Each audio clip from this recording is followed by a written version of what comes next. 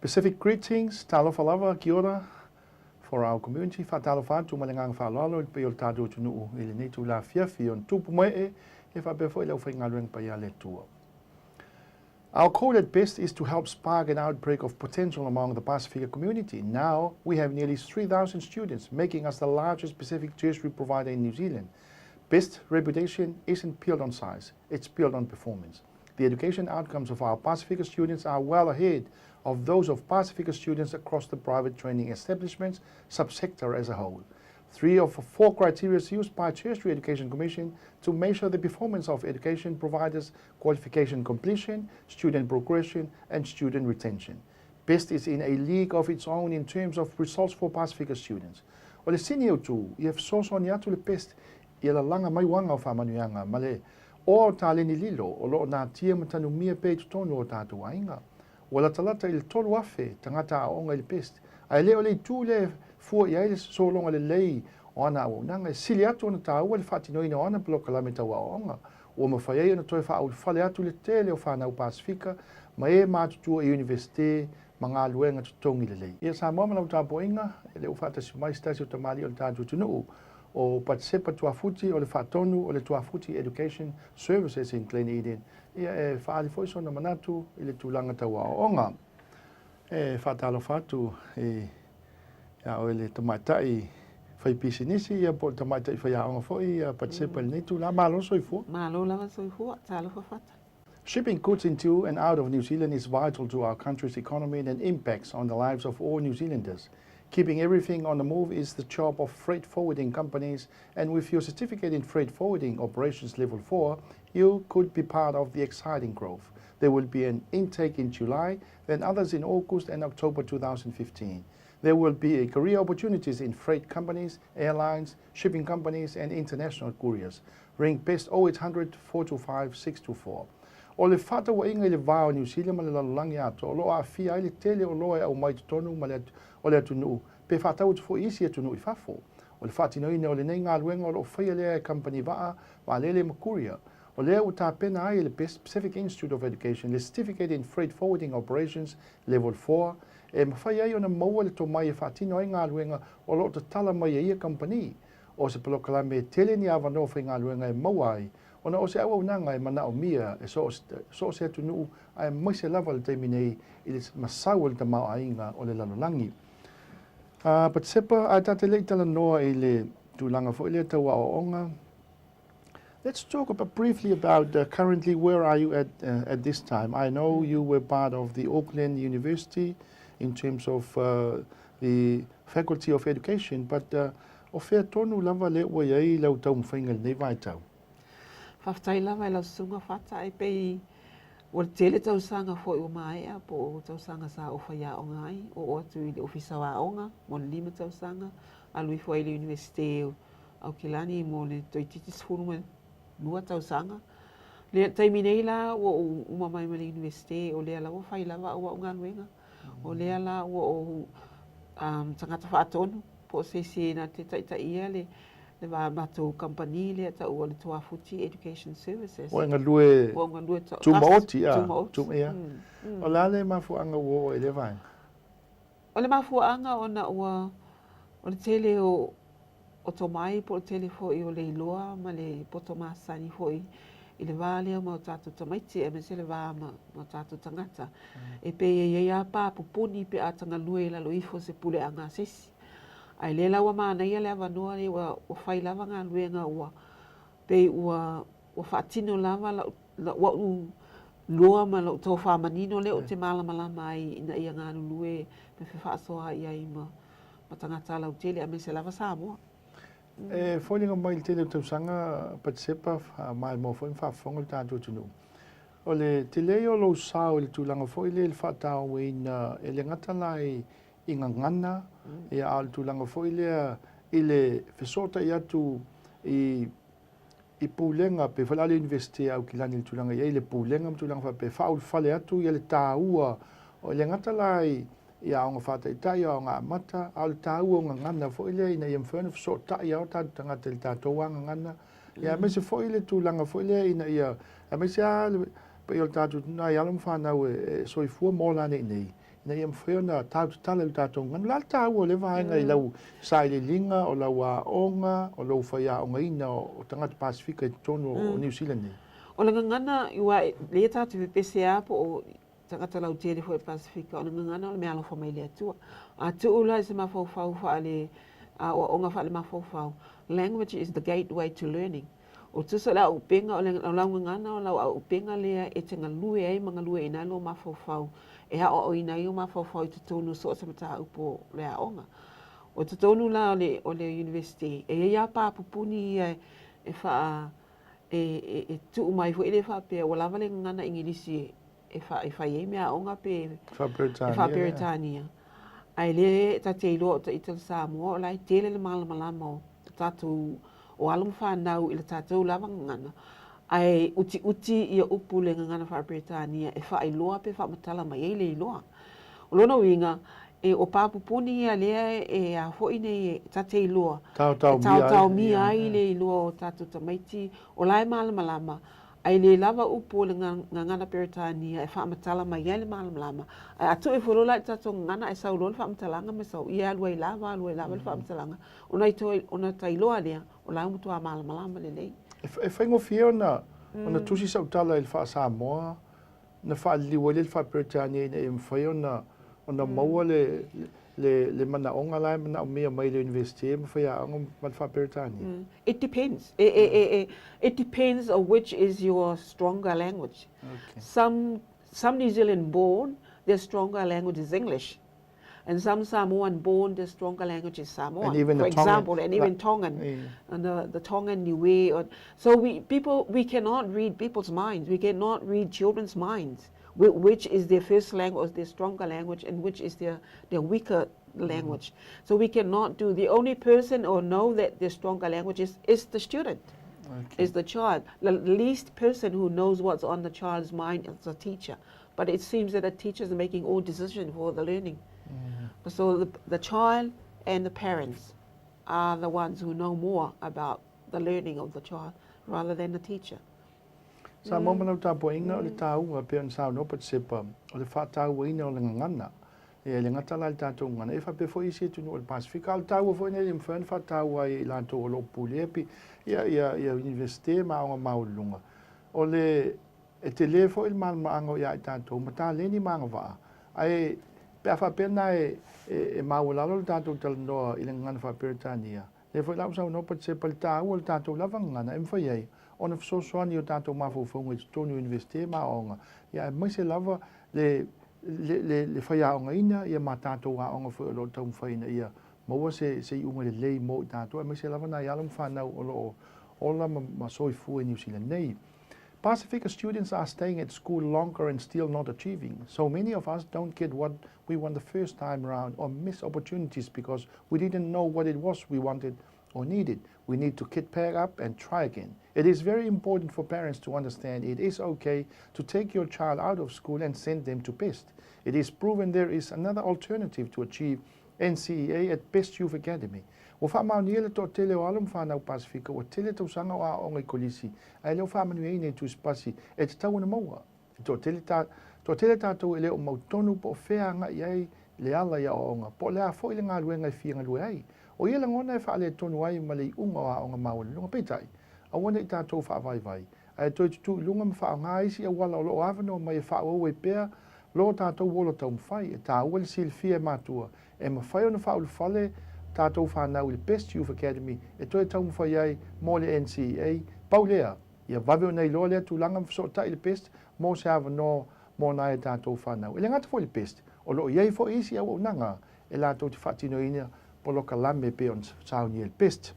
Patisepa, o le tā ua o onga, the value of education. La so manatu e le tūlanga, ia pēr whatustusa ia i tātou, o le tua e o tātou sunu, e malanga mai New Zealand nei, ia o le tūlanga fo i le u matua, e le tasi se whai tuto o lo mātala tala mai tūlanga i mwhaionto e wha awau pēr onga. La tā ua o le awa onga, po le awa o ina o le tangata o le tangata soifua me foi o tātou tangata ona o tātou te leo ele o tō soifua mo le Samoa le ua motu ma le taula i tātou i nei tunu e whātāua tele i le tūtau nea o onga. Valuing education. O le mea la le tupu nei, pe ona sa noa fo i le o whalongo atu i la uli, poti le anga i le tūlanga le wo i le best. Le tele o tātou tamaiti e le i tau nuu ngā e umamai le onga mamanunga.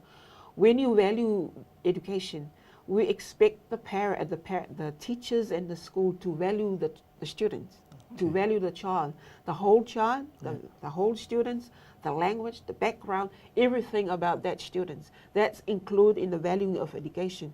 We do not sing a song, value education, but the school and the teachers don't value the students. And that's why some of the students do not complete their study at secondary schools because they lost the enjoyment. Learning should be fun, but most of our students are not enjoying it.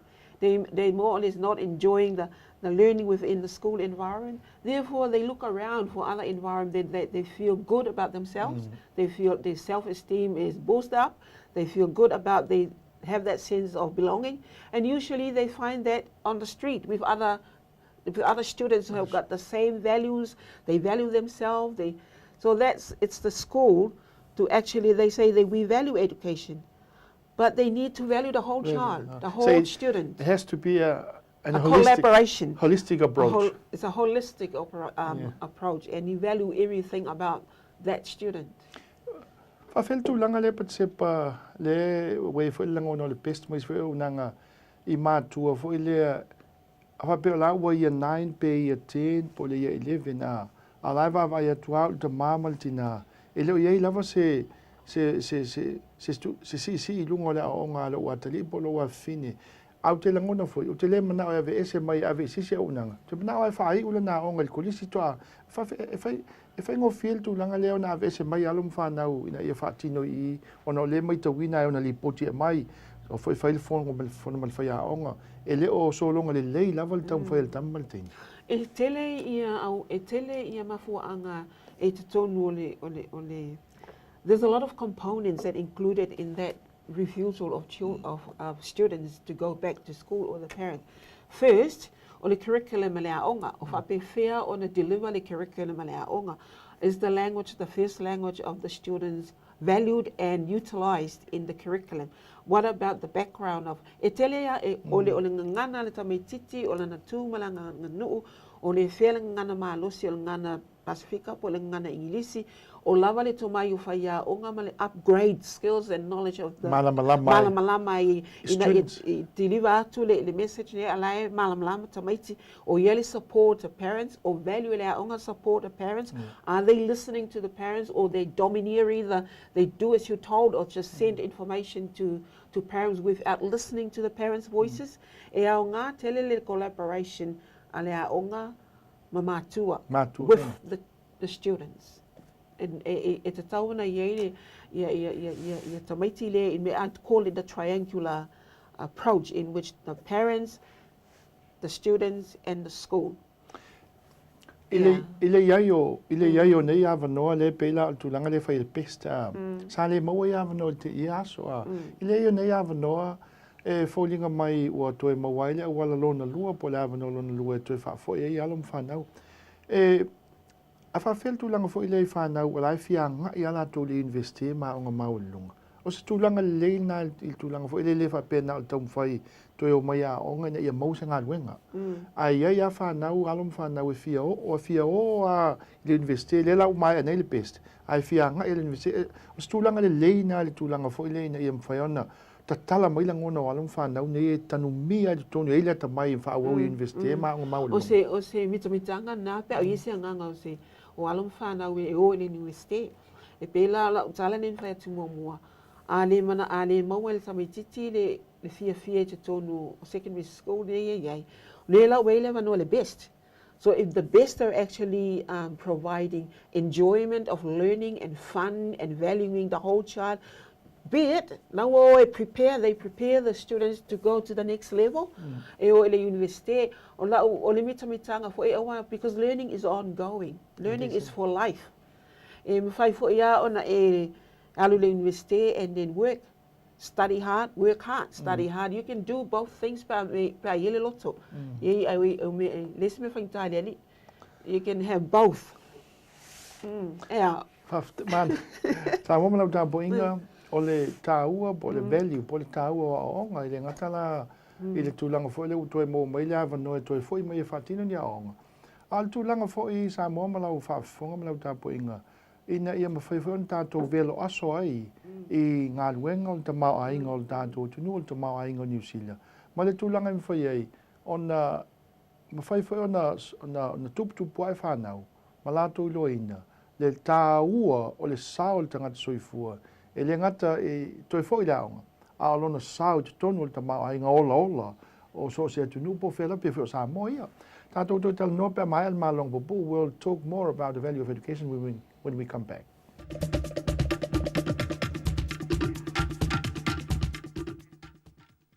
E toi whātala whātu sa mo i lau tāpo inga.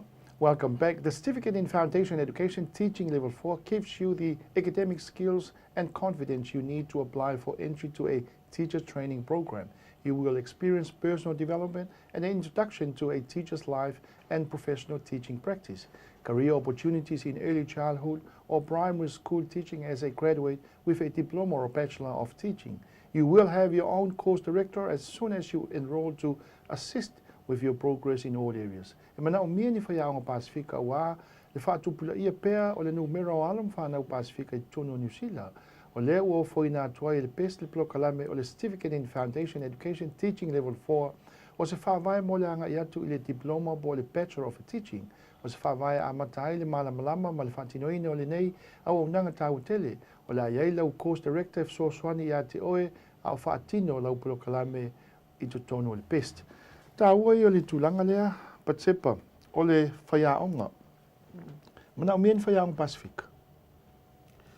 Mana o mien whaiaonga Pasifika lelei. It's not just about Pasifika teachers, it's about quality Pasifika teachers. Ia, o e lau tā pena pe o lo fi whaiaonga. Make sure that you are prepared, that you have the passion. Not just do it for the sake of doing it because you want to be a teacher, but you haven't had the heart and the thinking to become a quality teacher. E whaingatana, taimi nei whaingatana su e ni whaiaonga te whaasamoina ni quality o whaiaonga mataalia. E whaingatā tere o na moa ni whaiaonga mataalia I eile anganga alofa whaamao ni I alam whanau I leni lato whanau.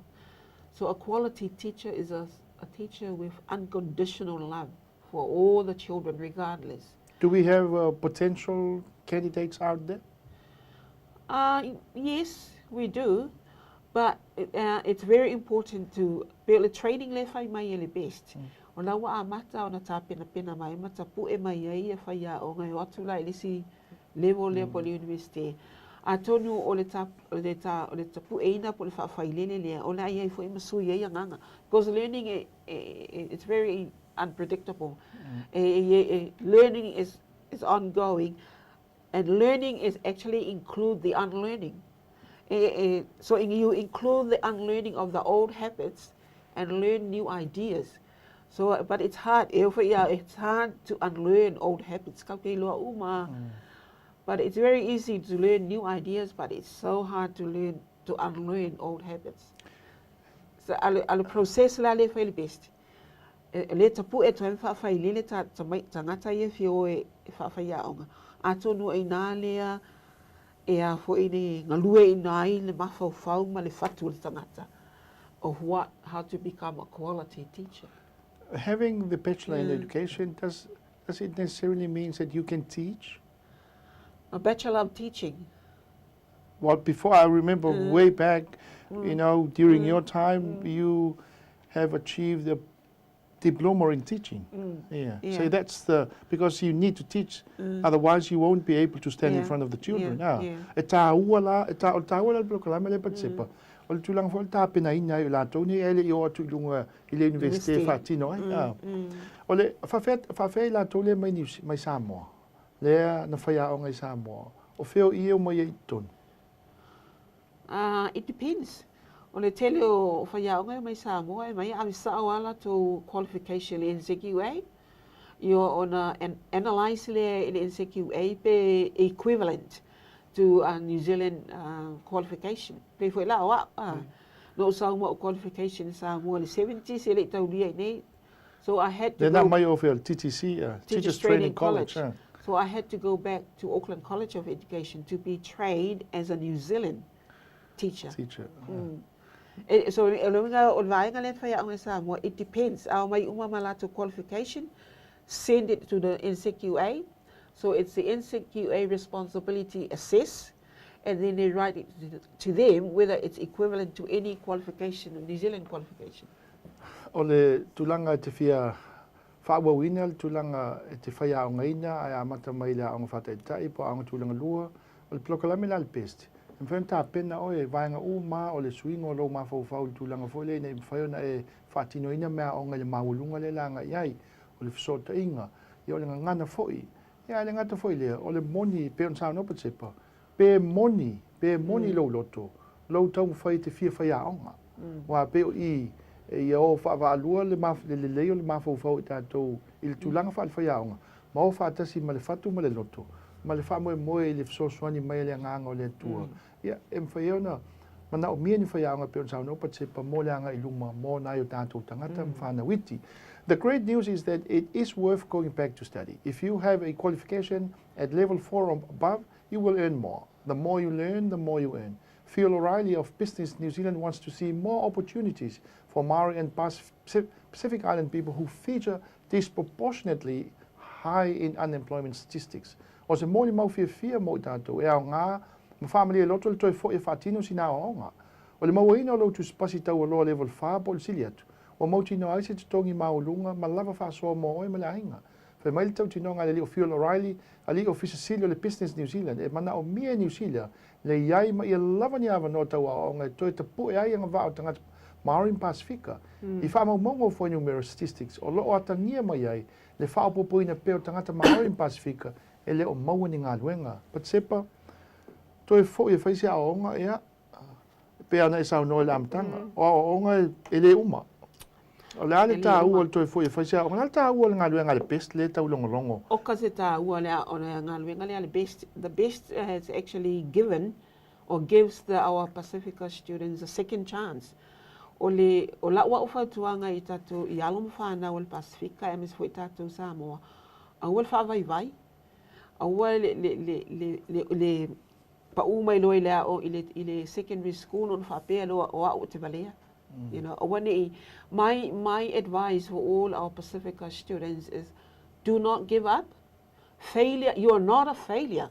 Failure is something that you have experienced for so many reasons that actually and you contributed to the failure. So when you fail, you are not a failure, you're actually something that you have experienced. And that's the so end. Get up. That's That's the end of another era, which is the beginning of the new era. Get up and run again.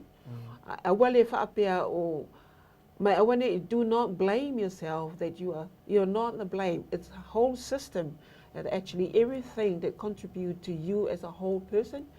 So we need you to build up your self-esteem, your self-worth, stand up tall and say, I'm worth it.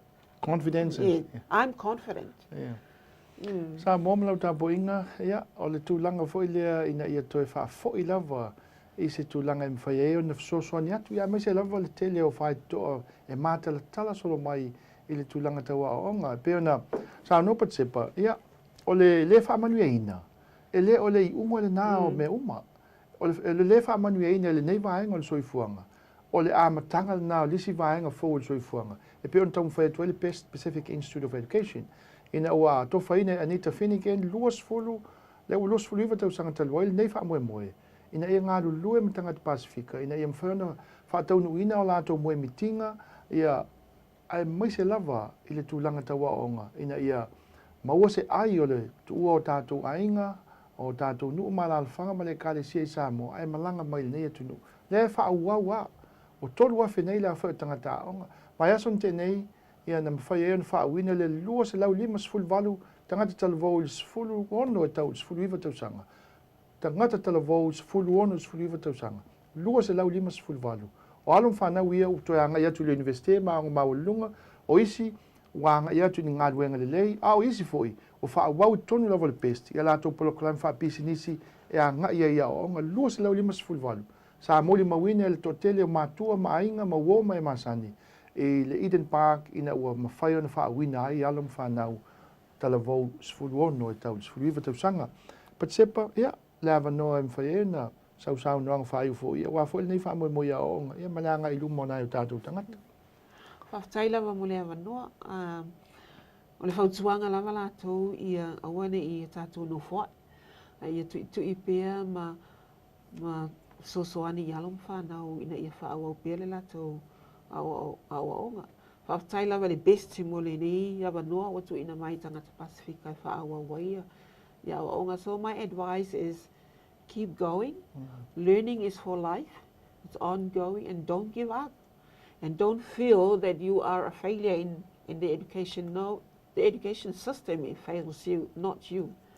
So we need to just, look for the future, and the parents too need to support their children's education. And the school, on the other hand, need to listen. Listen to the parents and value the parents' voices and the children's voices. And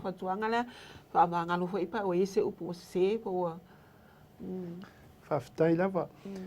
O le tau mwhainga o onga sa momanau tāpo inga. E leo se ngā ruenga e ngata i tonu o e malau ainga. Tau tala ma le nganga whaloana o le ngā ruenga i mwhaifuina o atu mai apa atu i whafo atu o lau si o manga. A iei lava se sili fio. Iei ni alo mani whanau e leo a onga, e leo whai ngā ruenga. Ia, e leo whai fuina lātou maafutanga whala ang training. Lava noi mwhaina apa atu iei. Ma whao whale atu e langona ina e mwhai. Ona whao ngā ina palo kalame o loo tau mwhaina e le best.